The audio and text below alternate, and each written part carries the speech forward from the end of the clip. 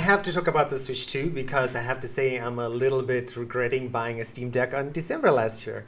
Not like I could have gotten a Switch 2 in Taiwan anyway, because I just looked at the Taiwanese Switch 2 site and the rough estimation is anytime from July to September of this year, according to the Taiwanese Switch site, which, I mean, it's fine. One of the things I did see as well is like if you do want to pre-order, you have to have like 50 hours of Nintendo Switch Online. And I'm like, that is ridiculous. Like, I've never used a Nintendo Switch Online. Why would I want to play with other people online? On a Switch anyway, like Switch was always a single player console for me. But there's so much stuff I could talk about. Today, I want to talk about prices because just as of like 4 or 5 hours ago, a bunch of outlets reported, Nintendo finally replied like, hey, this is why we have this $80 price point for Mario Kart. And again, it's higher in some regions and lower in some regions. Maybe not that much lower. So what I wanted to ask the guys is like, if all games, and I've looked at Reddit when I came back, you know, and everyone was like, oh my God, this is crazy. And of course, Reddit being Reddit, they're like, you know, it's literally, as you're scrolling down, if your algorithm's all about games, you're going to see lots of complaints about this $80 price point, and Nintendo's going to make the rest of the industry move to an $80 price point. We saw Civilization 7 at $70 right last year when it launched. I mean, that's $10 more. So my question to, let's go Antoine first and then Adam.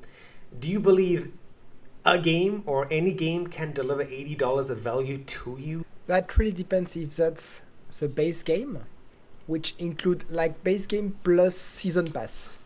Take Mario Kart, for example. Mario Kart 8, you had the base game at a good, well, I don't know in US, but $70 Canadian, right? And after that, they released extra races, which you had to buy. If you give me an $80 game, but which includes every future development, every DLC and everything, for me it's fair.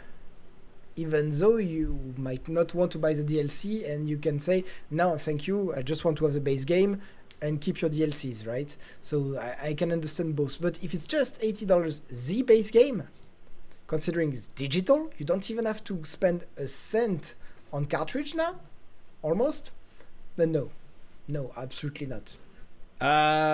Okay, so I'm looking at this more of like a mathematical thing. Like, if I'm playing, okay, so I played Persona 5 Royal. I played, close to 200 hours of it at $80. That's like how many cents an hour, you know? Compare that to, you know, a movie, or compare that to a ticket to a baseball game, or compare that to, you know, going to a trampoline park for a couple hours. If you're looking at it dollar per hour per fun, then yeah, you know, I would definitely do it. Also from the perspective of, you know, if the choice is, hey, you buy the game at $80 or you don't buy a game, you know, like, am I just going to be like, okay, fine, I'm done with gaming, I'm not going to do it anymore? You know, of course I'm going to pay for it if I have to, right? So, I mean, in that sense, yeah, you know, I mean, it's not like, you know, there are certain things in life where you're just like, that's too expensive, I'm out, I'm not doing this anymore. At $80 a game, I'm still going to be buying games. You know, I'm not going to, I mean, am I going to be happy about it? No, but I'm still going to do it. You know, I'm not going to be the first person that's like, okay, guys, let's consolidate and boycott gaming. You know, I'm not going to boycott all gaming at $80 a game. I'm you know, that's not worth it to me to just be like, okay, I'm just going to stop buying games altogether. So yeah, in that sense, you know, I'm trying to be, you know, I'm not going to be necessarily happy with price increases. I'm never unhappy with the price increases. Nobody is. But if I'm being realistic, yeah, I'm still going to pay it. I'm still going to shell out the money for it. It's still, you know, to me, the value of the game is still more important than the $80 I lost. So, yeah, I mean, and maybe people don't like that answer, but, you know, I'm still going to be buying games. So, yeah, I would say yeah. All right, then. Can you imagine before you were like, yeah, look, I got this 30% discount and I bought this game at $40. Wow, what a deal. After the $80 price, you will be like, yeah, I got this at $20, 20% discount. I got it at the price before the price increase. Yay. Yeah, but I mean, like, it becomes normalized at a certain thing, you know. Like, for instance, like for me, okay. So here's something. Like for me, going back to the States, I've lived in Taiwan for so long, and I hadn't been back to the States since I think 2019. And the last time I had gone back to, you know, around my hometown was 2018, 2017 or something like that. So I went back in 2026. And for me, I was like, oh my God, like I have no idea what value things are. You know, I'm buying a sandwich. I'm like, this is so expensive. This is insane. This is crazy. But to everybody else, they're like, no, this is normal price, because they're used to it, because they've been slowly acclimating to it. But to me, who's been outside of it for so long, you know, it's like when you see a kid after a long time, you're like, oh my God, he's so tall. But to his parents, they're like, no, that's just his normal height, you know, because they see him growing every day. So I mean, yeah, the first few games is going to be like that, but in, you know, if we come back in 5 years and games are still $80, you know, that's going to be normal then. So yeah, I mean, it's going to suck, but I don't know. But that's what I'm saying is it's going to suck, but I'm still going to pay it. You know, I'm not going to lie and be like, no, I'm not going to buy any games like that. I'm just going to wait for games to go on sale. I'm never going to buy a game over $60, you know. No, I'm still gonna, if I see a game, like if they come out with Ghost of, I don't know, wherever, or if they come out with Final Fantasy 17, or if they come out with, you know, Armored Core 6, whatever the next one is, I'm still gonna buy them on release, because those games are fun to me. They're important to me. I really enjoy them, and you know, I'm gonna want to play them on release. So I'm just being realistic. I'm like, you know, I might not like it, but I'm still gonna pay it, you know. So all right, final part for this story, right?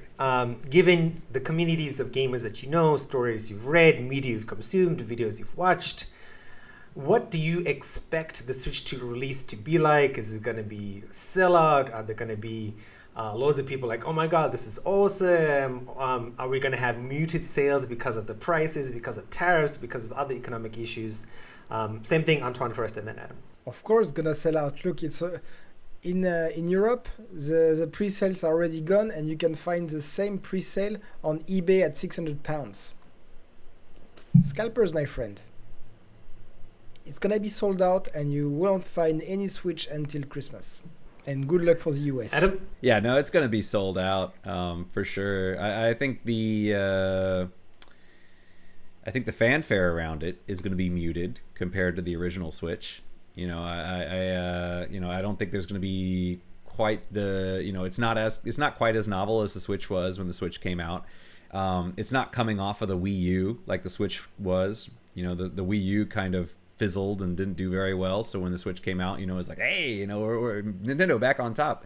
You know, kind of the sentiment around this one is kind of like, you know, it's not quite as strong. So I don't think the fanfare around it's going to be quite as big. But yeah, no, it's going to sell out. And that's why, like what Antoine said with these scalpers, that's why they did the $50 or they did the 50 hours thing, is because they're trying to prevent scalpers. That's a technique to make sure, like, okay, we're making sure that we want Nintendo fans to be able to get it. You know, so somebody like me, you know, maybe it sucks for somebody like me who's like, oh, I haven't had a Nintendo console since the Game Boy Color, right? You know, if I want to get a Switch 2, it's going to be a little bit harder, but, you know, but I'm not a loyal fan. I'm not the loyal fan who's been buying into the brand for the whole time. You know, they're rewarding people who've been following them for so long. And so I get it. It's fine. I'm not going to fault them for that. I think that's actually really cool that they did that and made it more accessible to, you know, hardcore fans. So, you know, I mean, granted, like you said, not everybody's on Switch Online. You know, some people are, you know, just playing single player games. I mean, I probably would have done it through, I guess actually I saw an announcement saying Switch 2 is not going to include achievements. So I guess Switch does not do an achievements type system. So you can't really do it through that.